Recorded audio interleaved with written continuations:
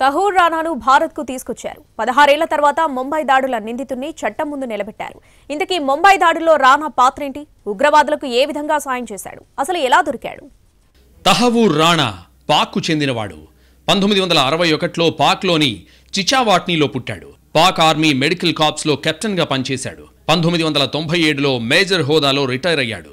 ఆ తర్వాత బిజినెస్లోకి అడుగుపెట్టాడు. కానీ అప్పటికే అతడికి లష్కరే తోయిబాతో సంబంధాలు ఏర్పడ్డాయి. దాని అండతో వ్యాపారం ముసుగులో ఉగ్రవాద కార్యకలాపాలు నిర్వహించాడు.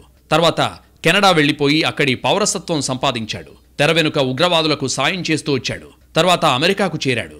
అక్కడ ఓ ఇమిగ్రేషన్ సర్వీసెస్ ఆఫీసును తెరిచాడు. మరో కుట్రదారుడు హెడ్లీతో ఇతడికి చాలా స్నేహం ఉంది.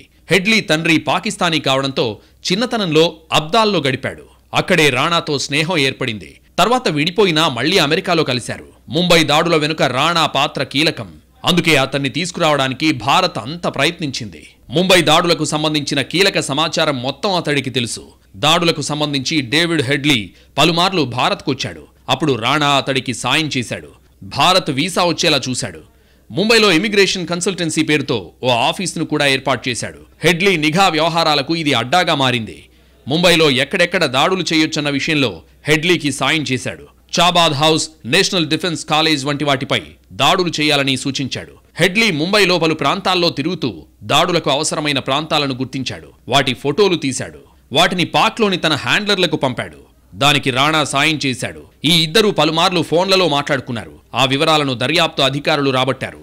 రానా తనకు సాయం చేసినట్లు హెడ్లీ కూడా షికాగో కోర్టులో అంగీకరించాడు.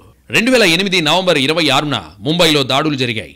బోట్లలో పాక్ నుంచి ముంబైలో అడుగుపెట్టిన ఉగ్రవాదులు Taj Mahal hotel, Trident hotel, railway station, Nariman హౌస్ల్లో కాల్పులు జరిపారు. 166 మందిని బలి తీసుకున్నారు. 300 మంది గాయాల పాలయ్యారు. దాదాపు 60 గంటల ఆపరేషన్ తర్వాత 9 మంది ఉగ్రవాదుల్ని చంపేశారు. కసబ్ ఒక్కడే ప్రాణాలతో దొరికాడు.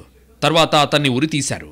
రానాను 2009లోనే చికాగోలో ఉగ్రవాదులకు సాయం చేస్తున్నందుకు అరెస్ట్ చేశారు. 14 ఏళ్ల జైలు శిక్ష పడింది. 2011లో ముంబై దాడుల కేసులో రానా పేరు చేర్చిన ప్రభుత్వం అప్పట్నుంచి అతన్ని తీసుకురావడానికి ప్రయత్నాలు చేశారు.